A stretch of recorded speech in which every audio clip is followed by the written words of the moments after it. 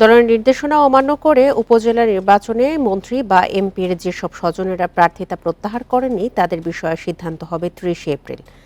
আওয়ামী লীগের কেন্দ্রীয় নেতারা জানান, সেদিন কার্যনির্বাহী সংসদের সভাতেই এই ব্যাপারে সিদ্ধান্ত হবে। সভায় অবাধ্য প্রার্থীদের বিষয়ে বিস্তারিত প্রতিবেদন উপস্থাপন করা হবে।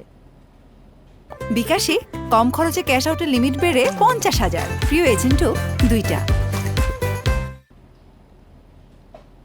কেন্দ্রের কঠোর সিদ্ধান্ত ও বারবার সতর্কবার্তা দেওয়ার পরও প্রথম দফার উপজেলা নির্বাচনে ভোটের মাঠে রয়ে গেছেন মন্ত্রী এমপির বেশিরভাগ আত্মীয় স্বজনেরা। নাটোরের সিংড়ায় তথ্য ও যোগাযোগ প্রযুক্তি প্রতিমন্ত্রী জোনায়েদ আহমেদ পলকের শ্যালক লুৎফুল হাবিব সহ ৩ জনের মনোনয়ন প্রত্যাহারের বাইরে আর কোনো প্রত্যাহারের খবর নেই।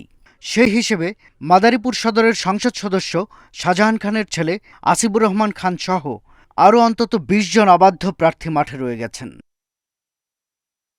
নির্বাচনে নির্দিষ্ট কিছু পরিবারের মধ্যে নেতৃত্ব না রেখে তা ছড়িয়ে দিতেই মন্ত্রী এমপিদের স্বজনদের নির্বাচনের বাইরে রাখার সিদ্ধান্ত হয়েছে বলে মনে করেন কেন্দ্রীয় নেতারা। নির্দেশ অমান্যকারীদের বিরুদ্ধে কঠোর হবে দল।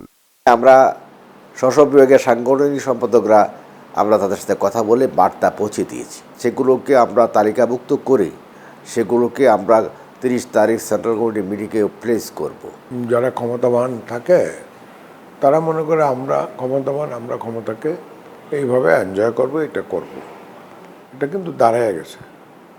সুতরাং এই জায়গা থেকে বের করে আনার জন্য তো শক্ত হইতেই হবে। দলের সভাপতি প্রধানমন্ত্রী শেখ হাসিনা কেন্দ্রীয় কার্যনির্বাহী সংসদের সভায় আলোচনার ভিত্তিতেই এ ব্যাপারে সিদ্ধান্ত নেবেন বলে জানান নেতারা। গণতন্ত্রের উল্লেখ আছে, পার্টির ডিসিশন যারা ভায়োলেট করবে তাদের বিরুদ্ধে ব্যবস্থা গ্রহণ করা হবে। সেই ব্যবস্থা শাস্তিমূলক ব্যবস্থা, কতটা লঘু শাস্তি না গুরু শাস্তি, সেটা পার্টির কেন্দ্রীয় কমিটিতে বসে আলোচনা হয়। সেই আলোচনা সাপেক্ষে সিদ্ধান্ত গ্রহণ করা হয়। তো আগামী ৩০ তারিখে আমাদের কেন্দ্রীয় কার্যনির্বাহী কমিটির সভা আছে সন্ধ্যা ৭টায় গণভবনে।